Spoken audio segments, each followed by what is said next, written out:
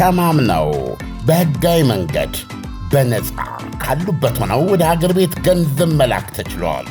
ላኪ ሬሚት አለሎት። እንኳን ለብርሃነ ትንሣኤው በሰላም አደረሶ። ገንዘብ ወደ ሀገር ቤት ከማንኛውም ስፍራ ከአሜሪካ፣ ካናዳ፣ አውሮፓና ከመካከለኛው ምስራቅ ለሚልኩ ዲያስፖራዎች በሙሉ ላኪ ሬሚት ትልልቅ ምንዛሬዎችንና ዳጎስ ያሉ ጉርሻዎችን ያለምንም ክፍያ በነፃ በሕጋዊ መንገድ መላክ ያስችላል።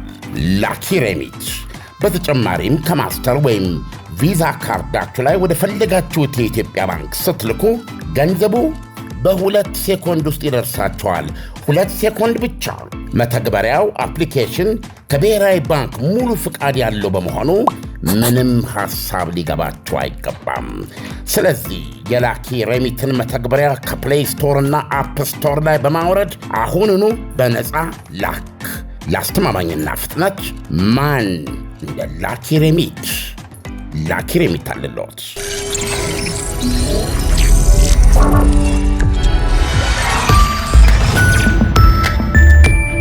ጤና ይስጥልኝ።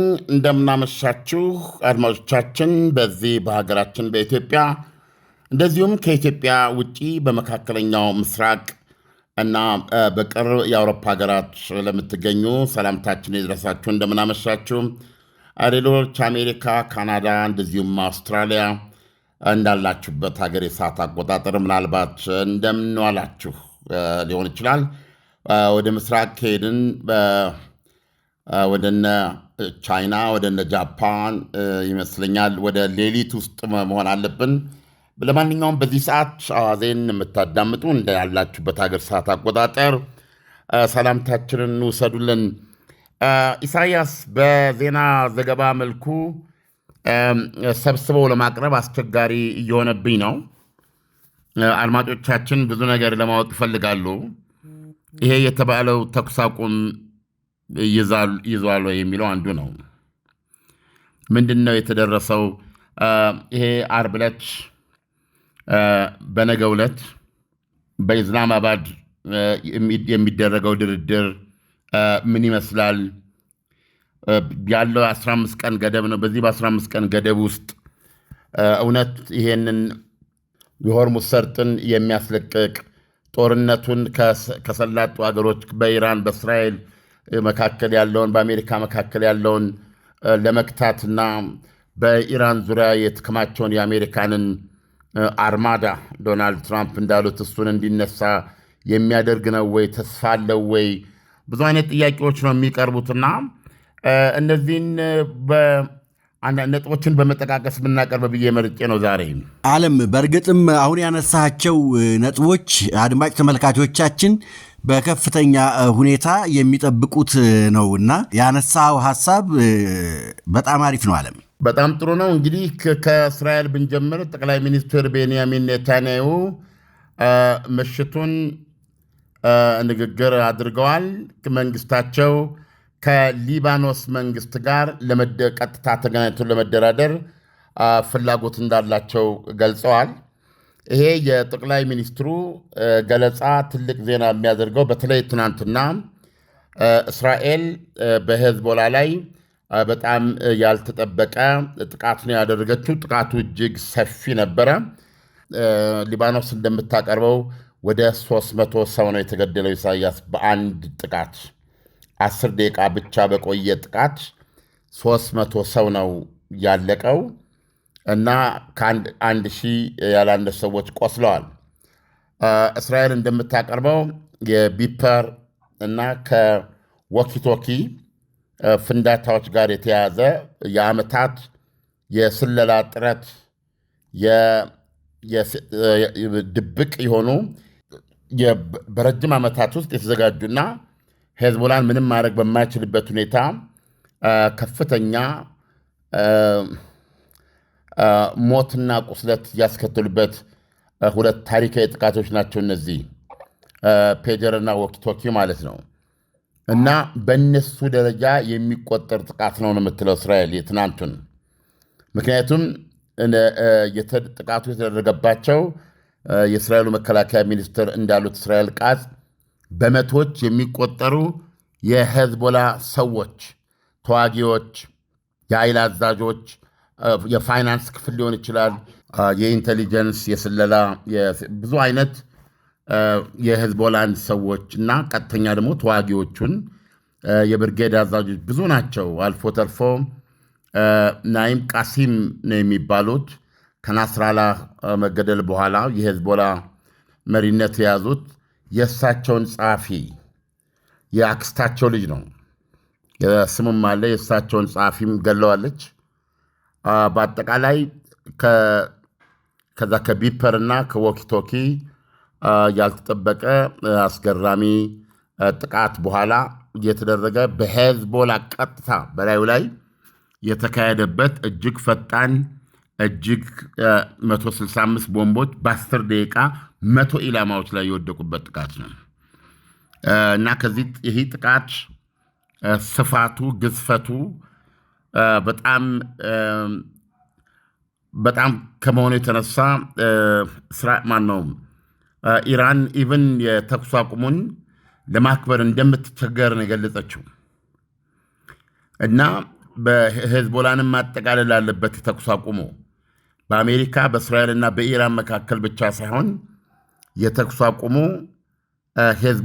በሄዝቦላና በእስራኤል መካከል መሆን አለበት የሚል ነጥብ ነው ያቀረበችው። ይህንን ግን ዶናልድ ትራምፕ እንደዚህ አልተስማማንም፣ እሱ የእስራኤልና የሄዝቦላ ቁርቋስ ሆነው ብለው ነው መግለጫ የሰጡት። ይሁንና የትናንት የእስራኤል ጥቃትን ግዝፈት ከማየት የተነሳ ዶናልድ ትራምፕ ለጠቅላይ ሚኒስትር ቤንያሚን ኔታንያሁ ደውለው በስልክ ትንሽ ረገብ አድርገው የሚል ቃል ተለዋውጠናል ነው የሚሉት።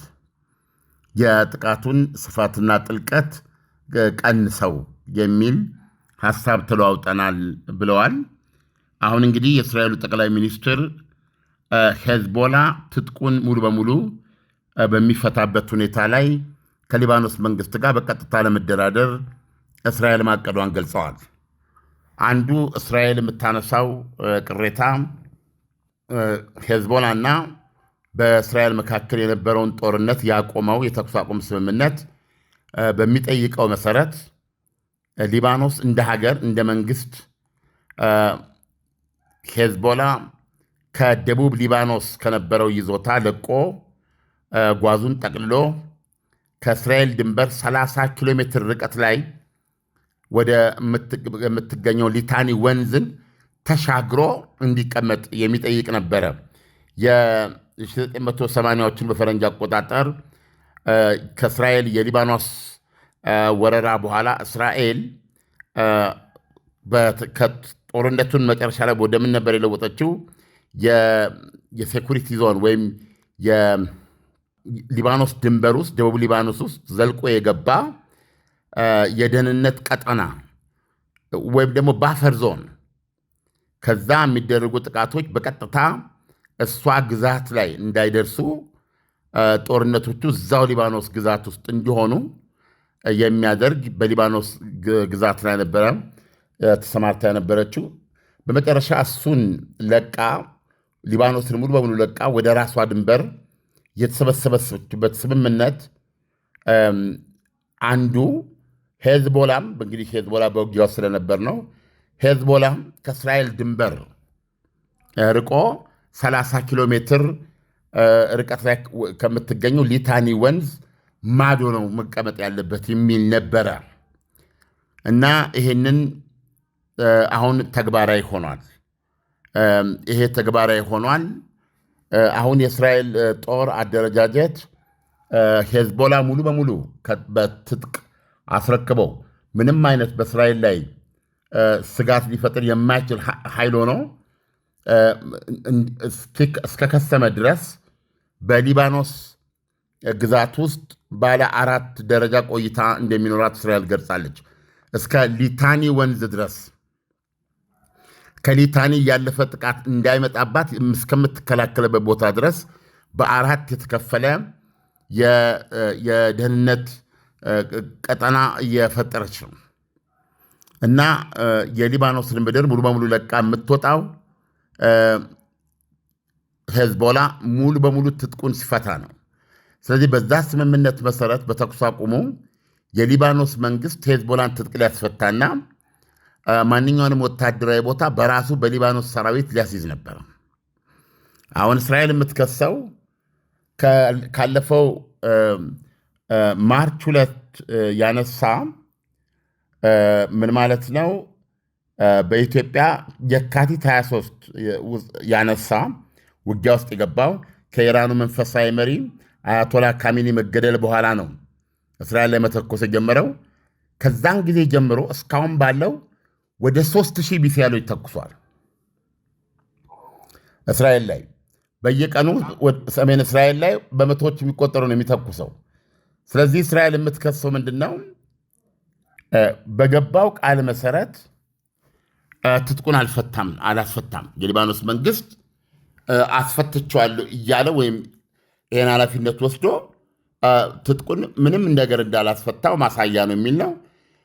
ስለዚህ አሁን ኔታንያሁ እየጠየቁ ያሉት በሊባኖስ መንግስትና በእስራኤል መንግስት መካከል ቀጥታ ድርድር ይደረጋል። ድርድሩን የሊባኖስ መንግስት ሄዝቦላን ትጥቅ የማስፈታት ኃላፊነት እንዲወስድ ነው። ሄዝቦላን በነገራችን ላይ ከዚህ በኋላ ከኔታንያሁ በኋላ ባወጣ መግለጫ ከእስራኤል ጋር በቀጥታ መነጋገር እንደማይፈልግና ተኩስ አቁም እንዲከበር እነሆ ትንሣኤ የዱባዩ ዱካም ሬስቶራንት ለመላው የክርስትና እምነት ተከታዮች በሙሉ እንኳን ለፋሲካ እንኳን ለትንሣኤ በዓል በሰላም በጤና ደረሳችሁ እያለን መልካም ምኞቱን ይገልጻል። ዱካም ሬስቶራንት በዚህ ታላቅ በዓል ሀገረኛውን ድንቅ የባህል ድባብ ተላብሶ ተሞሽሮ ደንበኞችን ለማስተናገድ ተዘጋጅተዋል። ደንበኛ ንጉሥ ነው። በዱባይ ምድር ከሀገራችን ሰንጋ እያስመጣና እያሳረደ የምግብ ምርጫችን ጣዕማችንና ባህላችን የሆነውን ጥሬ ሥጋ እንዲህ እንደሚያዩት አይኖም ሆዶንም በሚያጠግብ በሚያረካ መልኩ አዘጋጅቷል። ጮማ ከብሩንዶ፣ ጥሬ ከጥብስ ከክትፎ አማርጠው የልብ አድርስ ከሆነ ቀልጣፋ መስተንግዶ ጋር እኛ ጋር ደስ ይበሎች። ማወራረጃውና የምንታወቅበት በንጹሕ ማር የሚጠመቅ ብርዛችን ይጠብቀዎታል። የራሱ በቂ የመኪና ማቆሚያ ቦታ ያለው የተንጣለለ ግቢ ውስጥ የሚገኝ በልዩ ቪአይፒ ክፍሎች ጭምር በተሟላው ዱካም ሬስቶራንት ቤተሰቦች፣ ባልንጀሮች፣ የሥራ ባልደረቦችና ወዳጆች ደስታቸውን አሳልፉ ይለዎታል። ዱካም ሬስቶራንት አድራሻ ቁጥር 1 አልበረሃ፣ ቁጥር 2 አቡሄድ ከሴንቸሪ ሞል ፊት ለፊት። መልካም የትንሣኤ በዓል ይሁንላችሁ። የዱባዩ ዱካም ሬስቶራንት እና ሌሎች ጉዳዮች በዚህ በሊባኖስ መንግሥት በኩል እንዲያልቁ እንደሚፈልግ ገልጿል። ነገር ግን እስራኤል በዚህ መካከል ሄዝቦላን መምታቴን አላቆምም ብላለች። ይሄ እንግዲህ አንዱ ባለፈው የአሜሪካው ፕሬዚደንት ዛሬ ምሽት አንድ ስልጣኔ ይሞታል የሚል እውነቱን ለመናገር ከሰይጣን መዝገበ ቃላት የተዋሱት የሚመስል አገላለጽ ነው። ዓለምን ያሸበረ ነበረ እና ማክሰኞን በመላው ዓለም የሽብር ቀን አድርገውት ነው የዋሉት። በጣም የሚገርምህ ያንን ጥቃት ለመፈጸም የአሜሪካ ጦር በሙሉ ዝግጅት ላይ ነበረ። አልፎ ተርፎ የፕሬዚደንቱን ጥሪ ተከትሎ ፕሬዚደንቱ ይመታ ይውደም የሚሉት መሠረተ ልማት በሰፋ ቁጥር እስከምን ድረስ ዝግጁ ነበረ? የሆርሙዝ ሰርጥን ቀጥታ የዩናይትድ ስቴትስ አሜሪካንን ጦር እግረኛ ማዝመትን ሁሉ ያካተተ ዝግጅት ነበረ ያደረገው ይላል። እና የኃይል አዛዦች በሙሉ ቀጥሎ ስለሚመጣው ነገር አያውቁም። የሚያውቁት ነገር የሀገሪቱ ጦር ዋና አዛዥ ኮማንደር ኢን ቺፍ ዶናልድ ትራምፕ የሚሉትን ነበረ። እንደምታውቀው እንግዲህ ምን ያህል ክርክር፣ ምን ያህል ሙግት በራሷ በአሜሪካ ውስጥ እነሱ ፕሬዚደንት ዶናልድ ትራምፕን ሊነሱ የሚችሉበትን መንገድ አንቀጾች ሁሉ እየጠቀሱ በጣም በተሸበረ መንገድ ነበረ። ትልቅ ንቅናቄ ነበረ።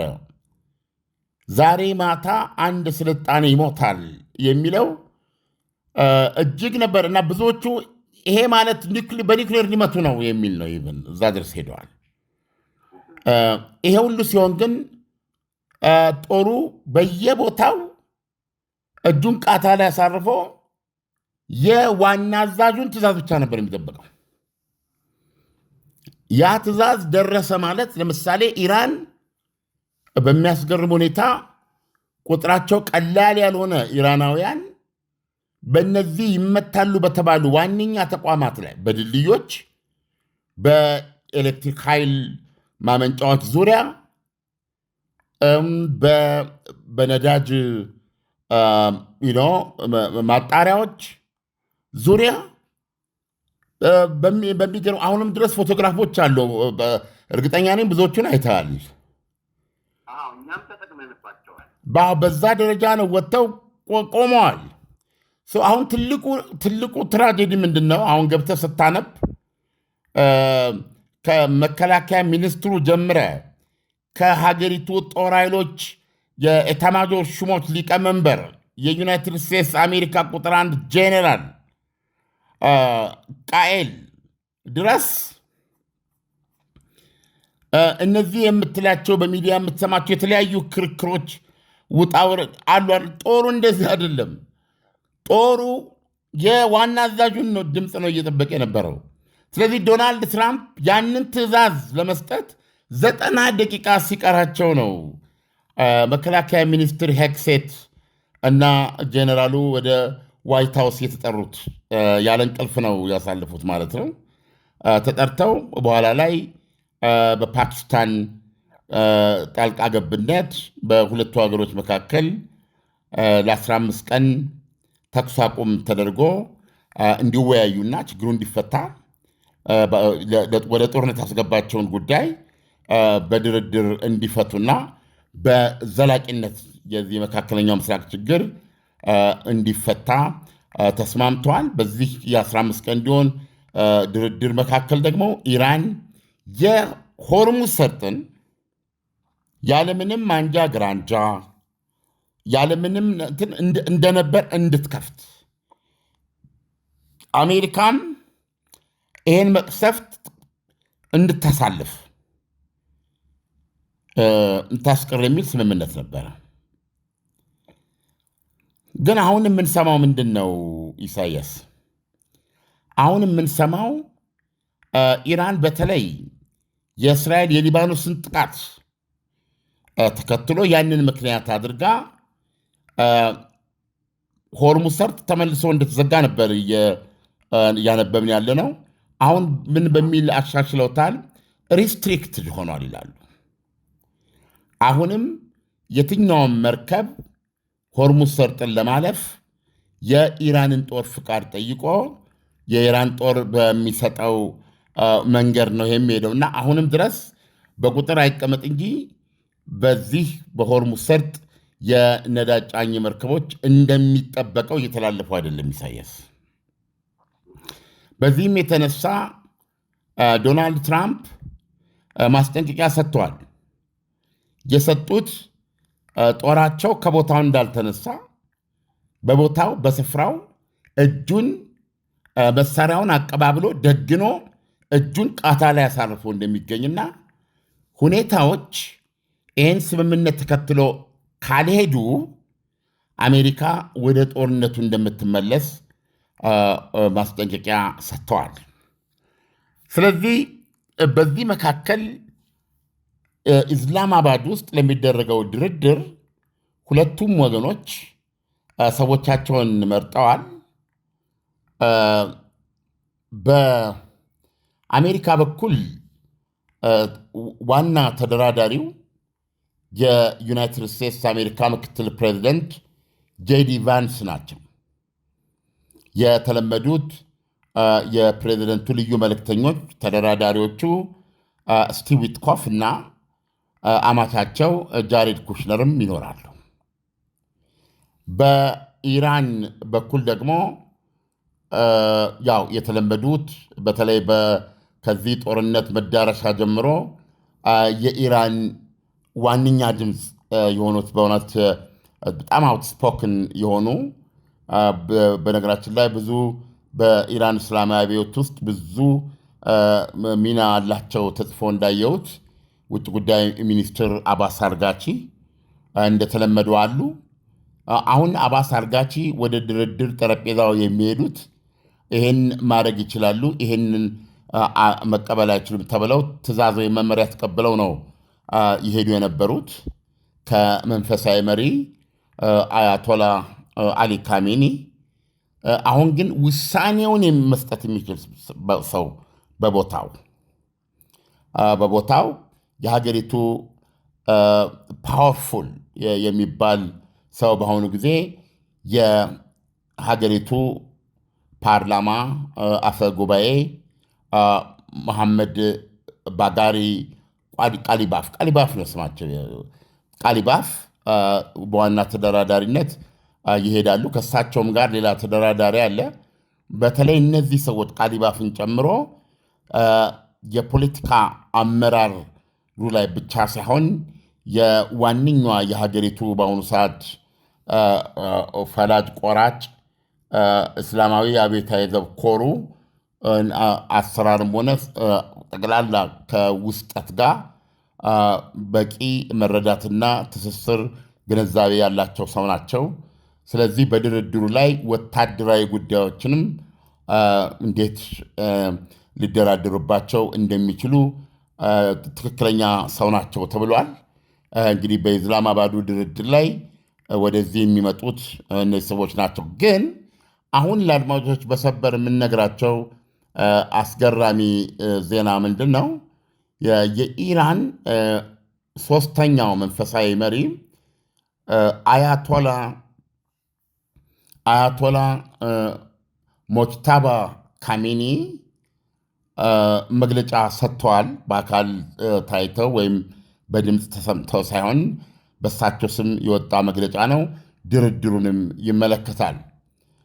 እሳቸው በሰጡት መግለጫና በሀገሪቱ ሚዲያዎች በተላለፈው እንደዚሁም ይህ የመንፈሳዊ መሪው ቃል እነዚህ ከአሜሪካ ጋር ሊደራደሩ ወደ ኢስላማባድ የሚሄዱት እነ ሚስተር ቃሊባፍ እነ ሚስተር ውጭ ጉዳይ ሚኒስትር አባስ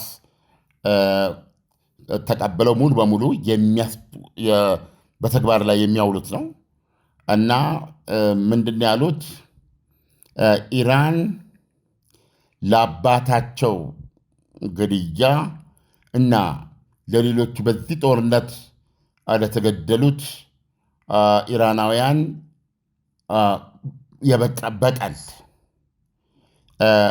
በቀል መውሰዷ በጣም መሰረታዊ ነው እና ይህን የበቀል እርምጃ ለመውሰድ ዝግጁ መሆኗን ነው የተናገሩት። አዲሱ በሀገራቸው ሚዲያ እየተላለፈ ማለት ነው። በነገራችን ላይ የተኩስ አቁሙም ውሳኔ ከእሳቸው ነው የመጣው። ካሜኒ ያው እንደዚህ ተብለው የሚጠሩት ካሜኒ ወይም ሞጅታባ ምንድን ነው ያሉት? የሆርሙዝ ሰርጥን በተመለከተ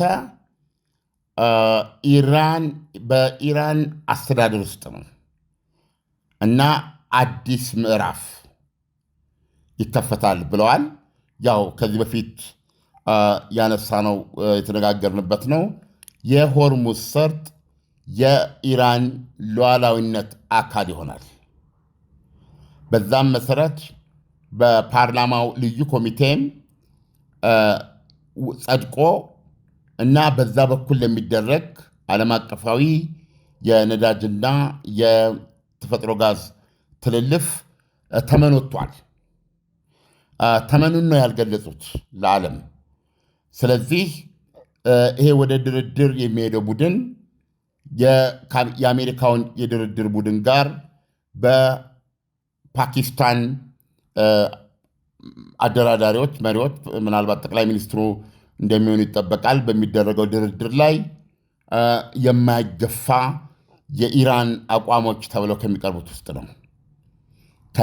በዚህ ጦርነት የተነሳ የሆርሙዝ ሰርጥ የኢራን ሉዓላዊነት አካል ሆኗል። ይሄ አይቀለበስም እያሉ ነው ኢራኖች። ሁለተኛ የኢራንን ደቡባዊ ጎረቤቶች ማለት የፋርስ ባሕረ ሰላጤን ተከትለው የሚገኙ የአረብ ሀገራት የሰላጡ ሀገራት የምንላቸው ናቸው። እነ ሳውዲ አረቢያ፣ እነ ተባበሩት አረብ ኤሚሬትስ፣ እነ ኳታር፣ እነ ባህሬን፣ እነዚህ ምናልባት ኩዌት፣ እነሱን ደግሞ ምንድን ያሏቸው በሰይጣን የሐሰት ቃል ኪዳን አትታለሉ፣ አትመኑት የሚል መልዕክት ነው ያስተላለፉት። ያው ዴቪልስ የሚሏቸው የታወቀ ነው። ዳቢሎስ የሚሏቸው አሜሪካና እስራኤልን ነው። ስለዚህ መንግስታቸው ወይም ሀገራቸው ኢራን ከነዚህ የሰላጡ ሀገሮች ተገቢ ምላሽ እንደምትጠብቅ ገልጸዋል። ይህም እንግዲህ በሌላ አነጋገር አሜሪካንን ከክልሉ እናስወጣ የሚል ነው። በክልላችሁ በግዛታችሁ ያለውን የአሜሪካንን የጦር ሰፈሮች ማንሳት እና አሜሪካንን ከክልሉ ማስወጣት ማንኛውም ኃይሏን እንደ ተቋም ይሄ የጦር ሰፈሮቿንና እንዲሁም ወታደሮቿ ከክልሉ እንደውም ዶናልድ ትራምፕ በጽኑ ያስተባበሉትና በንዴት የገለጹት የኢራንን ይህንን የማክሰኛውን የምጽአት ሌሊት የቀለበሰ የፓኪስታን ጣልቃ ገብነትን ተከትሎ የተደረሰውን ስምምነት በተመለከተ ሲናገሩ ኢራን ያስገባችው ባለ 10 ነጥብ ያንን የተኩስ አቁም ስትቀበል ያስገባችው ባለ 10 ነጥብ ሐሳብ አለና እሱ ለድርድር መነሻ ሊሆን ይችላል በማለት ዶናልድ ትራምፕ እንደተቀበሉት የሚገልጽ ነበረ። አሁን ግን ዋይት ሃውስና ዶናልድ ትራምፕ ያንን በፍጹም እያስተባበሉ ነው። ምክንያቱም በዚህ 10 በተባለው ነጥብ ውስጥ ሁሉም ወገን የሚመስለውን እየከተተ ይህንን ተቀብለዋል በሚል የሌለ ነገር እየተነዛ ነው የሚል አቋም ገልጸዋል ዶናልድ ትራምፕ። ነገር ግን የዕለት ሁለት ሌሊት ለአድማጮቻችን እኛ አስተላልፈናል፣ ተቀብለናል ብለዋል። እዛ 10 ነጥብ ውስጥ አንዱ የተጠቀሰው ነገርና ለድርድር መነሻ ይሆናል ብላ አሜሪካ ወይም ዶናልድ ትራምፕ ተቀብለውታል ከሚባለው ነጥቦች አንዱ ኢሳያስ ዩናይትድ ስቴትስ አሜሪካ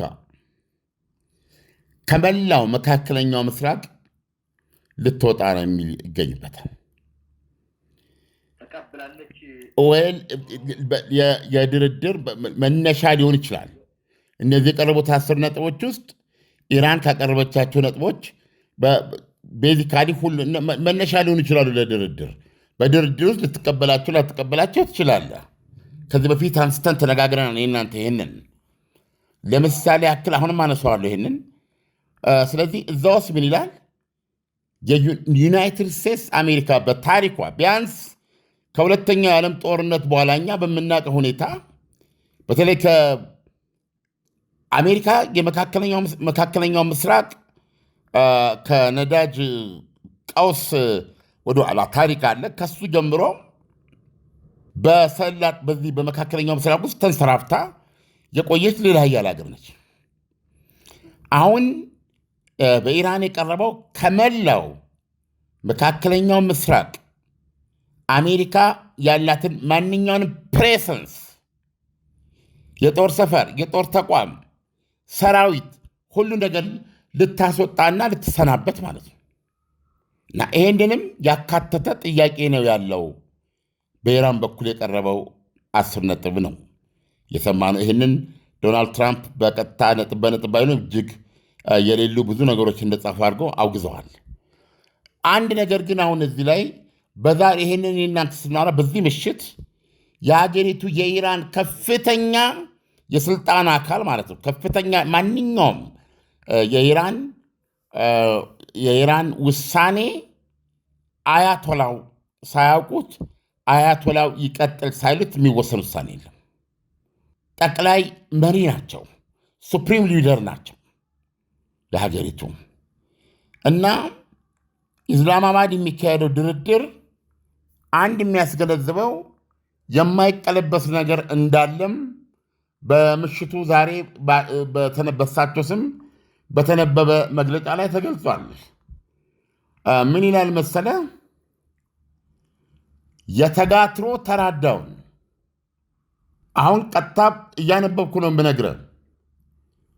The Ayatollah added that Iran did not seek war but would not relinquish its rights. And in this regard, we consider the entire resistance front as one unified whole. ይላል ኢሳያስ። በጣም የኛም ፕሮግራም የሚከታተሉ ዓለምን ካለምነ እንስማ ፕሮግራምን የሚከታተሉ ልብ ይላሉ ብዬ ነው የማስበው። አሜሪካ እና እስራኤል ለኢራን እስላማዊ አብዮታዊ አገዛዝ ያቀረቧቸው 3 የኢህአዴግን ቋንቋ ልጠቀምና መተከላዊ ጥያቄዎች አሉ።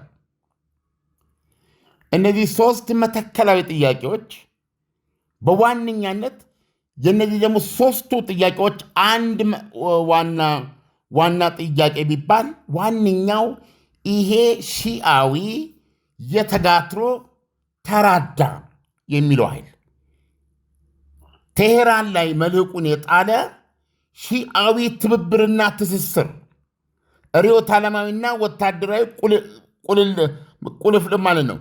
ቴሄራን፣ ቤይሩት፣ ደማስቆ፣ ኤደን፣ ባግዳድ እና ወደፊት ደግሞ የሚሰፋ ነው ባህሬን። ኤኒዌይ የኢራን መንፈሳዊ መሪ በትክክል ከኢራን የተገለጸው ነው የምነግርህ። የዓለማችን 200 ሚሊዮን ሺዓ ሙስሊም መሪ ናቸው ነው የሚለው። በኢራን መልክዓ ምድር ውስጥ ብቻ የተወሰኑ አይደሉም። 90 ሚሊዮን ሀገር ነች ኢራን። በዓለማችን የ200 ሚሊዮን ሺዓ ሙስሊሞች መንፈሳዊ መሪም ነው የኢራን መንፈሳዊ መሪ ሱፕሪም ሊደር። ስለዚህ የተጋትሮ ተራዳ በዋነኛነት ይሄ ትስስር እንዲቆም ከቴህራን የሚደረግ አንደኛ ምንም ግንኙነት መቋረጥ አለ። በግንኙነቱ አብሮም ተቋረጠ ማለት የገንዘብም ሆነ የመሳሪያ ድጋፍ በሙሉ እንዲቋረጥ የሚል ነው። ወደ ጦርነቱ እንዲገቡ ምክንያት የሆናቸው ድርድር ዋናው ነጥብ ይሄ ነው። ይሄ የኢራን የማይገሰሱ መብቶች ናቸው። ይሄን አሁን ዛሬ የኢራን መንፈሳዊ መሪ ሞጅታባ ካሚኒ ብቻ አይደለም ያሉት። የኢራን ፕሬዚደንት ማሱድ ፔዜሽኪያን ይህ ጦርነት ማቆም የምትችለው ኢራን ብቻ ናት፣ ኖት ትራምፕ። እኛ ደግሞ ጦርነቱን የምናቆመው የኢራን መብቶች ሲከበሩ ነው።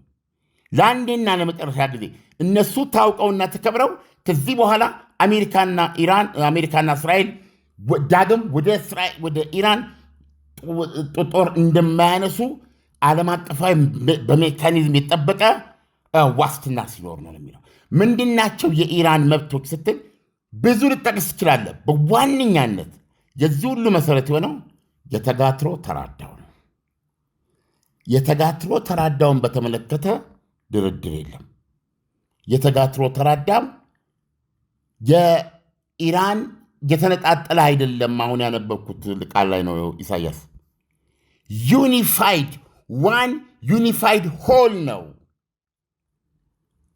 ሄዝቦላ ራሱን ብቻውን ከቴህራን ነጥለ የምታየው ነገር አይደለም። ወይም ደግሞ በተራ አማርኛ ስንገልጻቸው ምንድን ነው የምንለው? በእንግሊዝኛ ፕሮክሲ ነው የሚባሉት። የቴህራን ወኪሎች የራሳቸው እንዴት ነው በዛ ስር ያሉ ተቀጽላዎች አድርገው ነው የሚታስበው ነው። እንደሱ አይደለም ነው የሚል ይሄ the entire resistance front is one ዩኒፋይድ ሆል። ቤሩት ቴሄራን ናት። ኤደን ቴሄራን ናት። ባግዳድ ቴሄራን ናት። ለጊዜው ደማስቆን ቴሄራን ናት ለማለት የሚያስችል ሁኔታ የለም። የአሳድ አገዛዝ ወድቆ ያው ሌላ ነገር ተቀይሯል። ስለዚህ ኢራን የምታቋርጠው የምትበጥሰው የምታፈርሰው ትስስር ብሎ ነገር የለም። ትስስር አለ። ዋር ዋን ሆል ነን። እዚህ ላይ ድርድር የለም ነው የሚሉት። ይሄ እዚህ ላይ ደግሞ መደራደር ካልቻሉ እስራኤል በአንገቴ ዙሪያ የተጠመጠመ እባብ የምትለው ሄዝቦላን፣ ሐማስ፣ ሐውቲ አሁን በጦርነቱ ላይ ሄዝቦላ 3000 ተኩሰዋት ከኢራን ጋር ሆኖ ከኤደን ማነው ሐውቲዎች ተኩሰዋል። ሁኔታዎች ገፍተው ከመጡ ኢራን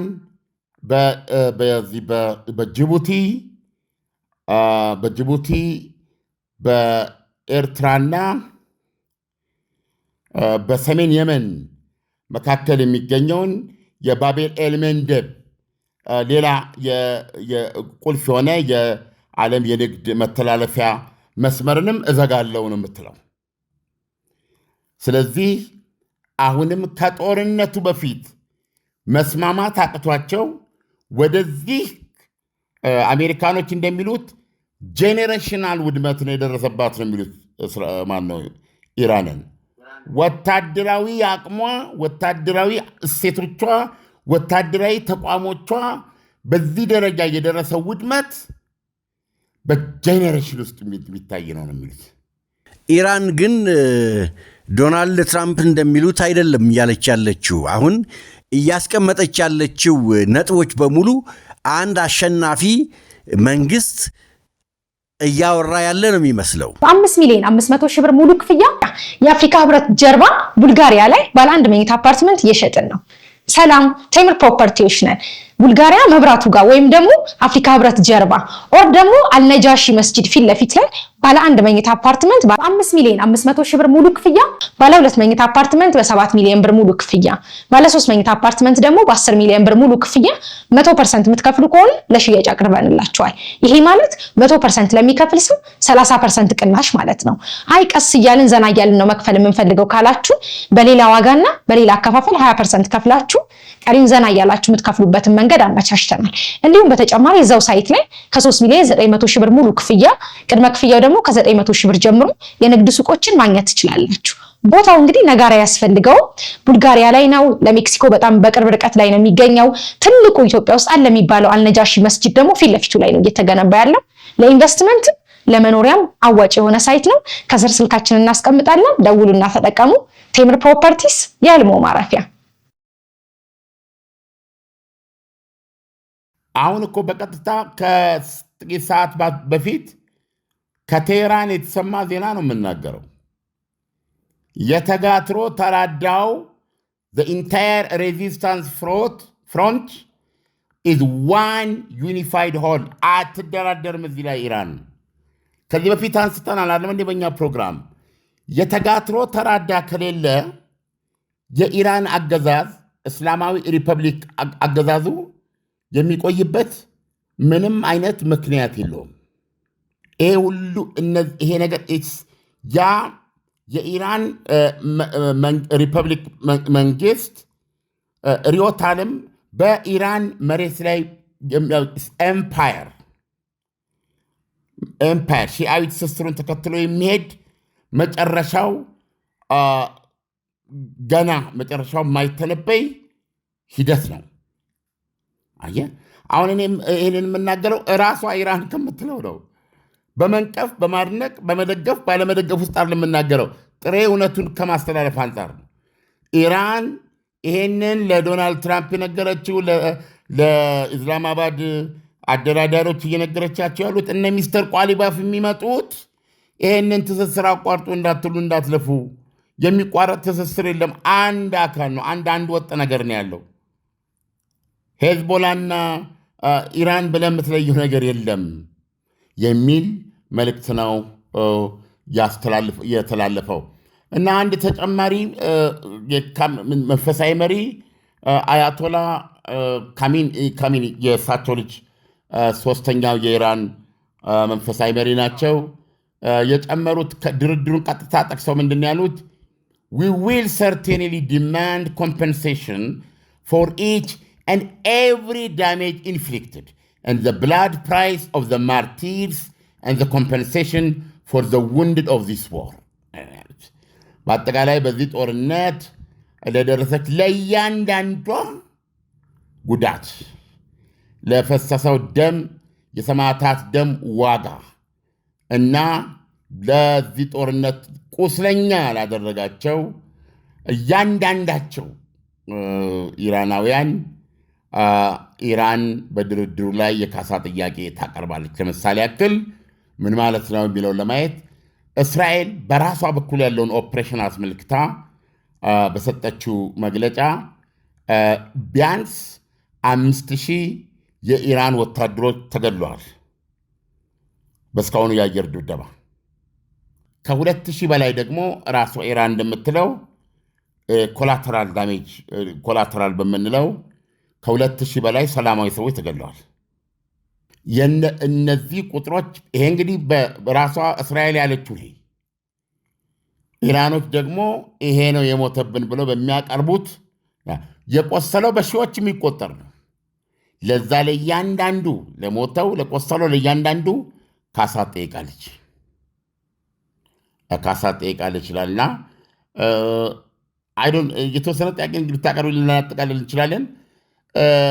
ከዚህ ይሄንን ይዘን የተጋትሮ ተራዳውን ፈጽሞ እሱ በሌለበት የኢራን እስላማዊ ሪፐብሊክ አብዮታዊ እስላማዊ ሪፐብሊክ ሚና የለውም፣ ተልኮ የለውም፣ ኮንስቲቱሽን የለውም።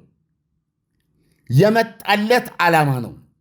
የቆመበት መሠረታዊ እግሩ የተጋትሮ ተራዳ ነው። እየሰፋ የሚሄድ ኢምፓየር ነው። ስለዚህ እዚህ ላይ ተደራደረ ይሄን ተወ ማለት ሰሬንደር አደረገ ማለት ተማረከ፣ በቃኛ ወጣ ማለት ነው። ለዚህ ነው አስቸጋሪ ነው ስንል የነበረው ማለት ነው። አሁንም ከዚህ ሁሉ ድብደባ ከዚህ ሁሉ ዓለም አቀፍ መስቀልቅል በኋላም ኢራን በዚህ ጉዳይ ላይ ለመደራደር ፈጽሞም ዝግጁ አይደለችም። ኦኬ፣ ቀጣዩ ሌላው የሚደራደሩበት ነጥብ ምንድን ነው? ሚሳይሉ አይደለም። የሚሳይሉን ጉዳይ ከዚህ በፊትም ማስቀደማ የተናገረችው ነው። የሚሳይል ምርቷ የቴክኖሎጂው ርቀት የዚህ የኢራን እስላማዊ አብዮት የቆመበት ዋና እግር የቆመበት ዓላማ የተጋትሮ ተራዳው ህልውና መከላከያው ማጽኛው ዋስትናው እሱ ነው ማለት ነው። የኢራን ሚሳኤል ባይኖር ኖሮ ኢራን እንደገለጸችው ባለፈው 2017 በኢትዮጵያ በፈረንጅ 2025 ሰኔ ወር የ12 ቀናቱን ጦርነት ስታደርግ ሙሉ በሙሉ የኢራንን የሰማይ ክልል ተቆጣጥራ ያን ሁሉ ድብደባ ስታደርግ ቁልፍ የጦር አዛዦችን የኒውክሌር ሳይንቲስቶችን ስትገድል ኢራን ልተርፍ የቻለችውና ያተረፋት የመዳኛ ሰልፍ ዲፌንሷ ሚሳኤሏ ነው። በሚሳኤሏ ነው የተረፈችው። በሚሳኤል ነው የተረፍኩት ነው የምትለው። ስለዚህ የሚሳኤል ምርቷ ብዛትም ሆነ ርቀቱ ለምሳሌ እስካሁን ባለው ደቡብ አውሮፓ ድረስ ሊመታ የሚያስችል አላት ነው ይባለው። እስከ 4,000 እስከ 5,000 ኪሎ ሜትር በወፍ በረር የሚመቱ አሏት ነው ይባለው። እነዚህ እንግዲህ ወደ 10,000 ኪሎ ሜትር የሚደርስና ደግሞ የፕሪሲሽን የሚሉት ጉዳይ አለ። የሳይንስ ደረጃ ነው፣ የቴክኖሎጂ ደረጃ ነው። እዛ ስትደርስ ደግሞ አሁን ኢራን እስራኤል ላይ እንደምታዘንበው ሁሉ አሜሪካ ላይ ማዝነብ የምትችልበት ጊዜ ይመጣል ማለት ነው። ይሄ የኢራን መከላከያ በሁለት ምክንያት የኢራን መከላከያ ነው። አንዱ ዋነኛ የቆመችበትን መሰረት የተጋትሮ ተራዳውን ህልውና የምታስጠብቅበት ይህንን ዓላማዋን ማንም ሊያስተዋት አይችልምና አስተዋታለሁ ቢል ራሷን የምትከላከልበት ነው ሚሳኤሉ ትላለች። በሌላ በኩል ደግሞ የዚህ የተጋትሮ ተራዳው መሰረታዊ የኢራን የ1979 ዓላማ ይሄ ነው። ይሄ ነው የስርወ መንግስቱ ዓላማ። ይሄ ነው ከታሪካዊ ቁስለት ተነስቶ የሽረት ታሪካዊ ሽረት ለመጀመሪያ ጊዜ የተፈጠረ ሃይማኖታዊ መንግስት ነው። ስለዚህ ይሄንን መጠበቅ ይሄን ስርወ መንግስት መጠበቅ ዋነኛ ስትራቴጂው አቶሚክ ቦምብ ነው። ነገር ግን አቶሚክ ቦምብን ለመጠበቅ ባለው በሁለቱ መካከል አሁን ጠቅላላ ኢራን ለመደራደር ዝግጁ ነኝ በትለው እንግዲህ በዚህ በአቶሚክ ጉዳይ ነው። ምክንያቱም የማዕቀቡ የድብደት ጥቃት ሁሉ እየተቀበለች ያለችው ከእሱ ጋር በተያያዘ ነው። ስለዚህ ይሄንንም ለጊዜው አሁን በጣም ተጠቅታ ቅድም ያልነው የተጋትሮ ተራዳዎቹ መጀመሪያ ላይ በብዙ ከመመታታቸው የተነሳ ኢራን ይሄ በትክክል ያነበብኩት ነው የምነግርህ በድርድሩ ላይ ያቀረበችውን አቅም ዩራኒየም የማበልጸግ መብት ለድርድር አይቀርብም እና እኔም እስከምን ድረስ ኮምፕሮማይዝ አደርጋለሁ ከ20 በመቶ በታች ከ20 በመቶ ላላልፍ የማበልጸግ ደረጃው ማለት ነው። 90 በመቶ ዊፖንስ ግሬድ ነው። 20 በመቶ ያበለጸግከውን በነገራችን ላይ የአቶሚክ ቦምቡ ደረጃ ካልሆነ በስተቀር አቶሚክ ቦምብ መስራት ይችላል። 20 በመቶ ዩራኒየም አበለጸግክ ማለት አቶሚክ ቦምብ ሰራ ማለት ነው። ሩዲመንታሪ የሚሉት ማለት ነው። አሁን ግን በዋነኛነት አሜሪካ ወታደር ለማዝመት ዝግጁ ነበረች ለማስገባት የተባለለት 460 ኪሎ ግራም 60 በመቶ የበለጸገ ዩራኒየም በአንድ ሳምንት ወይም ደግሞ በዛ ከተባለ እጅግ በዛ ከተባለ በሁለት ሳምንት ጊዜ ውስጥ ከ60 ወደ 90 ማበልጸግ ትችላለች ኢራን። ምን ሆነ ማለት ነው? 11 አቶሚክ ቦምቦች እጇ ላይ ገቡ ማለት ነው። ይህን አሁን ያቃጠልነው የኒውክሌር ሸለቆ ውስጥ ገብተን እናወጣዋለን የምትሉ አሜሪካ ወይ በፈቃደኛነት ኢራን ትሰጣለች። ኔታንያሁ ይህንን ብለውታል ዛሬ። አለበለዚያ ውጊያው ቀጥሎ በውጊያ ገብተን እናወጣዋለን ነው። ይህንን 11 አቶሚክ ቦምብ ሊገዛ የሚችለው የኢራን ስትራቴጂ አቶሚክ ቦምቧን ለመጨበጥ በዛ ሂደት መሀል ላይ ሁሉ የመጣባት አሁን ትልቁ ስትራቴጂክ መከላከያ የአቶሚኳ ጉዳይ እያስመታት ለድርድርም እንዲህ በማትልበት ሁኔታ ቀርባለች። ለጊዜው ይሄ በዚህ ሁኔታ እያለ አሁን ትልቁ ዲተረንሷ ትልቁ ከኒውክሌር ቦምብ መለስ ዋስትናዋ ሚሳኤል ሆኗል። የሚሳኤሉ ክምችትና የጥራት ደረጃና የሚመታው ርቀት መጠን እየጨመረ የሚመጣበትን መንገድ ማድረግ ስትችል ወይም ራሷ እስራኤል ኔታንያሁ አሜሪካን ሀገር በሄዱበት ጊዜ እንደገለጹት የጦር ዕቅድ ነው ይዘው የሄዱት በተባለበት ጊዜ ኢራን አሁን በመሃል አንዳች ነገር ካልተፈጠረ አሁን ባላት የማምረት ፍጥነት በህቡና በይፋ ካሏት ከመሬት በታች ከመሬት በላይ ባሏት ማምረቻዎች አሁን ባለው ሂደት ከቀጠለ በወር 3000 ቦሊስቲክ ሚሳይል የምታመርትበት ሁኔታ ይፈጠራል። አየህ፣ ይሄን ስታስበው ከዛ በኋላ ማምረቻውንም መትቼ መተኮሻውንም መትቼ የሚሳይል ክምችቱን መትቼ አዳክማታለሁ ብለህ ጦርነት የምትገባበት ሁኔታ የማይቻል ይሆናል። ሚሳይል ይዘንብብሃል። አንተም ራስህ ጨዋታውን የሚቀይር ሌላ አይነት መሳሪያ ውስጥ እስካልሄድክ ድረስ እስካሁን ባለው ምልልስ ለምሳሌ እስራኤል የጦር ጀቶቿን በመላክና በመደብደብና ይህን በመከላከል በምታደርጉና አያስኬዳትም። ቁጥሩ ኦቨርዌልሚንግ እየሆነ ከመጣ ባኒ በተቀመጠው ቤዚካሊ የኢራን የሚሳኤል ክምችትና መጠን አሁን ይሄ ድብደባ ባይደርስበት ኖሮ እንዳ ሁኔታዎች ተመችተው የምቀጥልበት ሁኔታ ቢሆን ኖሮ ኢራን በእሷ ላይ ምንም አይነት ጥቃት እንዳይደረግ ያው ከእስራኤል ጋር ነው ያላት እንትን ዲተረንስ መፍጠር ብቻ ሳይሆን ለራሷ ብቻ ሳይሆን ሄዝቦላንም ለመንካት ሄዝቦላንም ብትል ሐማስ፣ ሐውቲዎች እንደዚህ አንድ ወጥ ናቸው ያለቻቸው ማለት ነው። እነሱንም ለመንካት የማይቻል ማድረግ ትችላለች። ምክንያቱም ሄዝቦላ ላይ እርምጃ እወስዳለሁ ብትል ምላሹ በቀጥታ ከኢራን ይሆናል ማለት ነው። እጅግ አሰልቺ፣ እጅግ አድካሚ፣ እጅግ ገዳይ የሆነ የሚሳኤል ጦርነት ይገጥማል። አንተ ይህን ጨዋታ ለመቀየር የሚያስችል ሌላ አዲስ መንገድ ካለህና ካልተጠቀምክ በስተቀር ስለዚህ በሚሳኤል ጉዳይ ላይ አልደራደርም የሚል ቅድመ ሁኔታ ነው ያላት። ያቺ ጄኔቭ ላይ የቀረበች ደብዳቤ አልተከፈተችም። አሁንም ምክትል ፕሬዚዳንት ጄዲ ቫንስ ያቺን ደብዳቤ ይዘው የሚሄዱ ከሆነና አርጋችና ቃሊባፍ አንከፍተውም የመጣ ነው በኒውክሊየር መሳሪያው ላይ ለመደራደር ብቻ አይደለም። ልብ አድርግ፣ አሁን የሚሉት የመጣ ነው ይሄ ጦርነት እንዲቆም፣ አንደኛ ከዚህ በኋላ እንደማትወጉን ዋስትና እንድትሰጡን፣ አሁን ለከፈታችሁ ጦርነት ለደረሰብን ካሳ እንድትሰጡ፣ እንደገና ደግሞ የሆርሙዝ ሰርጥ የኢራን ሉዓላዊነት አካል መሆኑን ተቀበላችሁ ኢራን የዛ የሆርሙዝ ሰርጥ ትልልፍን እሷ በምታወጣው ሕገ ደንብ መሰረት የሚካሄድ መሆኑን እውቅና ስጡልን የሚሉ ጥያቄዎች ይካትታሉ በእነዚህ ውስጥ እና ከዚህ ተነስተን ነው እንግዲህ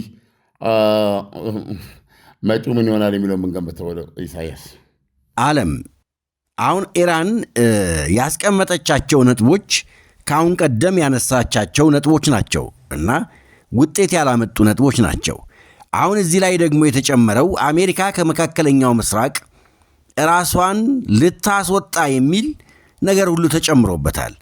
ይሄ ማለት እንደ አሜሪካ ያለን ሀያል መንግስት በራሱ ሐሳብ በራሱ ፈቃድ የመንቀሳቀስ መብቱን መንፈግስ አይሆንም ወይ ነው? ኢራን ወደ ድርድሩ ከመግባቷ በፊት ህዝቦቿ ከጎኗ እንዲቆሙ አሁንም በጠነከረው የመደራደሪያ ነጥቦች እየተደራደረች ነው የሚል ሐሳብ ለህዝቦቿ ለመንገር ታስቦና ታቅዶ ነው ማለት የሚቻልበት ሁኔታዎች አሉ። በእርግጥስ አሁን የኢራንን ሐሳብ አሜሪካና እስራኤል ይቀበላሉ? እጅግ በጣም ከባድ ነው። አሁን በተጨባጭ የሚባለውን ነው የምነግርህ። አዎ ኢራን፣ እስራኤልና አሜሪካ በዚህ መጠን ድብደባ ሲያደርጉ ነበር። የገለጹትን ነገር ያለው ጄኔሬሽናል ብለውታል። አሁን እየተገለጸ ያለው እነዚህን ጥቃቶች አስተናግዳለች ኢራን። አዎ ነገር ግን ከመቼውም ጊዜ በላይ ኢምቦልደንድ፣ ከመቼውም ጊዜ በላይ የተደፋፈረች ኢራን ነው የተፈጠረችው። ኢራን የሆርሙዝ ሰርጥን በመያዝ ለምሳሌ ዶናልድ ትራምፕ አሁንም ለ15 ቀን ቢያራዝሙትም ያንን ጥቃት ዞሮ ዞሮ የሆርሙዝ ሰርጥን መለቀቅ ዋስትና ይሰጣቸውም ነበር።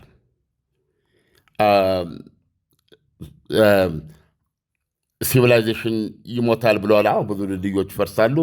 ኢራን ምናልባት ጽልመት ውስጥ ልትገባ ትችላለች እና የነዳጅ ሀብቷ ጭስ ሆኖ ይተናል። ኢራኖች የሚሉት እንግዲህ ከጀርባቸው ራሽያና ቻይና መኖራቸው በሰፊው እየተነገረ ነው እና ኢራኖች የሚሉት ደግሞ ይሄ ነገር ከሆነ ይህንኑ ጉዳት የተባበሩት አረብ ኤሚሬት ላይ ማድረስ እንችላለን። ኢራን እንደ ሀገር ጽልመት ከለበሰች ኳታር እንደ ሀገር ጽልመት ትለብሳለች። ሳውዲ አረቢያ እንደ ሀገር ጽልመት ትለብሳለች። ኢራን ላይ የሆነው ነገር በሙሉ ኩዌት ላይ ይሆናል፣ ባህሬን ላይ ይሆናል የሚል ነው እንጂ የሆርሙዝ ሰርጥን ከዚህ በኋላ ሊያሳጣን የሚችል አይኖርም። ሆርሙዝ ላይ እንዴት እንደሚተላለፍ፣ እነማን እንደሚተላለፉ፣ እነማን እንደማይተላለፉ የምንወስነው እኛ ነን የሚለው ይሄ በድርድር ውስጥ የሚካተት ነው። በድርድር ውስጥ ለመካተቱ እርግጠኛ ያልሆንኩትና አሜሪካም በራሳቸው እየፈጠሩ እያስገቡብን ነው በማለት ካነሳቸው ውስጥ በጣም አስገራሚው ከመላው መካከለኛው ምስራቅ ውስጥ ለመውጣት በማንኛውም መልኩ አሜሪካ ኳታር ያላትን በመካከል ትልቁን የአየር ኃይል ጦር ሰፈሯን ልትዘጋ፣ ሳውዲ አረቢያ ያላትን ልትዘጋ፣ የተባበሩት አረብ ኤሚሬት ውስጥ ያላትን ልትዘጋ፣ ኩዌት ውስጥ፣ ባህሬን ውስጥ፣ እነዚህ ውስጥ ያለውን ዘጋግታ፣ ዮርዳኖስ ውስጥ ያላትን ዘጋግታ፣ ማንኛውም ጦር ኃይሏን አውጥታ ከአሜሪካ ወታደር ኢራቅ ውስጥ ያሏትን ወታደሮችና ካምፖች ዘጋግታ መካከለኛው ምስራቅ በቅርብ ጊዜ ታሪኳ እንግዲህ ባለፉት 6-7 ወይም 5-6 10 ዓመታት ታሪክ ውስጥ ሆኖ በማያውቅ ሁኔታ ዩናይትድ ስቴትስ አሜሪካ ከመካከለኛው ምስራቅ የምትሰናበትበት ጥያቄ አንዱ ነው ብለው ነው የጠቀሱባቸው። እኔም የምቀበለው በዚህ ደረጃ ይሄ ጥያቄ መቅረቡን በእርግጠኛነት የምናውቀው አሁን ድርድሩ ሲጀመር ነው። ነገ ምሽት ወይም በእኛ ቀዳሜ ማለት ሊሆን ይችላል። ከዛ በተረፈ ግን እስካሁን ያልናቸው የተጋድሎ ተራዳውን በተመለከተ የሚሳኤልን በተመለከተ አቋማቸውን ከወዲሁ ግልጽ አድርገዋል። የምንደራደርበት የተጋድሎ ተራዳ የሚባል የአክሲስ ብለህ በጣጥሰህ የምታስቀምጠው የለም። ሄዝቦላ ኢራን፣ ኢራን ሄዝቦላ፣ ኢራን የሚል አንድ ወጥ ሆልት እንደዚህ ሆነ። ይሄን መበጠስም መሰንጠቅም ምንም የማትችለው ነው የሚል ወደ የትም የማያፈናፍን መተከላዊ አቋም ነው የያዙት ኢራኖች። የካሳ ጥያቄውን አስብ፣ የሆርሙዝ ሰርጥ በኢራን ሉዓላዊነት ስር መግባቱን አስብ እና ይህንን ሁሉ ዶናልድ ትራምፕ በነገሩ መሰረት በ15 ቀን ጊዜ ውስጥ ተደራድረው መፍትሄ ሊያመጡ ነው። ሁኔታው ጥሩ ከሆነ ቀኖች ይራዘማሉ ብለዋል እና እየጠበቀን ማየት ነው እንላለን። አድማጮቻችን አዋዜን ላይክ፣ ሼር፣ ሳብስክራይብ አድርጉ። እንደዚሁም በሱፐር ታንክስ ማበረታታት ትችላላችሁ። ስታበረታቱን ደስ ይለናል አድማጮች። ይኸው ነው ኢሳያስ ለምሽቱ። ዓለም ለትንታኔው ከወዲሁ አመሰግናለሁ። መልካም አዳር ይሆንልን። እነሆ ትንሣኤ የዱባዩ ዱካም ሬስቶራንት ለመላው የክርስትና እምነት ተከታዮች በሙሉ እንኳን ለፋሲካ እንኳን ለትንሣኤ በዓል በሰላም በጤና ደረሳችሁ እያለን መልካም ምኞቱን ይገልጻል። ዱካም ሬስቶራንት በዚህ ታላቅ በዓል ሀገረኛውን ድንቅ የባህል ድባብ ተላብሶ ተሞሽሮ ደንበኞችን ለማስተናገድ ተዘጋጅተዋል። ደንበኛ ንጉሥ ነው። በዱባይ ምድር ከሀገራችን ሰንጋ እያስመጣና እያሳረደ የምግብ ምርጫችን ጣዕማችንና ባህላችን የሆነውን ጥሬ ሥጋ እንዲህ የሚያዩት አይኖም ሆዶንም በሚያጠግብ በሚያረካ መልኩ አዘጋጅቷል። ጮማ ከብሩንዶ፣ ጥሬ ከጥብስ ከክትፎ አማርጠው የልብ አድርስ ከሆነ ቀልጣፋ መስተንግዶ ጋር እኛ ጋር ደስ ይበሎች። ማወራረጃውና የምንታወቅበት በንጹሕ ማር የሚጠመቅ ብርዛችን ይጠብቀውታል። የራሱ በቂ የመኪና ማቆሚያ ቦታ ያለው የተንጣለለ ግቢ ውስጥ የሚገኝ በልዩ ቪአይፒ ክፍሎች ጭምር በተሟላው ዱካም ሬስቶራንት ቤተሰቦች፣ ባልንጀሮች፣ የሥራ ባልደረቦችና ወዳጆች ደስታችሁን አሳልፉ ይለዎታል። ዱካም ሬስቶራንት አድራሻ ቁጥር 1 አልበረሃ፣ ቁጥር 2 አቡሄድ ከሴንቸሪ ሞል ፊት ለፊት። መልካም የትንሣኤ በዓል ይሁንላችሁ። የዱባዩ ዱካም ሬስቶራንት ተማምነው በሕጋዊ መንገድ በነፃ ካሉበት ሆነው ወደ ሀገር ቤት ገንዘብ መላክ ተችሏል። ላኪ ሬሚት አለሎት። እንኳን ለብርሃነ ትንሣኤው በሰላም አደረሶ። ገንዘብ ወደ ሀገር ቤት ከማንኛውም ስፍራ ከአሜሪካ፣ ካናዳ፣ አውሮፓና ከመካከለኛው ምስራቅ ለሚልኩ ዲያስፖራዎች በሙሉ ላኪ ሬሚት ትልልቅ ምንዛሬዎችንና ዳጎስ ያሉ ጉርሻዎችን ያለምንም ክፍያ በነፃ በሕጋዊ መንገድ መላክ ያስችላል። ላኪ ሬሚት በተጨማሪም ከማስተር ወይም ቪዛ ካርዳችሁ ላይ ወደ ፈለጋችሁት የኢትዮጵያ ባንክ ስትልኩ ገንዘቡ በ2 ሴኮንድ ውስጥ ይደርሳችኋል። 2 ሴኮንድ ብቻ። መተግበሪያው አፕሊኬሽን ከብሔራዊ ባንክ ሙሉ ፍቃድ ያለው በመሆኑ ምንም ሐሳብ ሊገባችሁ አይገባም። ስለዚህ የላኪ ሬሚትን መተግበሪያ ከፕሌይ ስቶር እና አፕ ስቶር ላይ በማውረድ አሁኑኑ በነፃ ላክ። ለአስተማማኝና ፍጥነት ማን እንደ ላኪ ሬሚት። ላኪ ሬሚት አለሎት። ምርትና አገልግሎቷን በአዋዜ ላይ ያስተዋውቁ። ለጥራች እንታመናለን። በስልክ ቁጥሮቻችን ይደውሉልን። አዋዜ ዓለምነህ ዋሴ ዜና።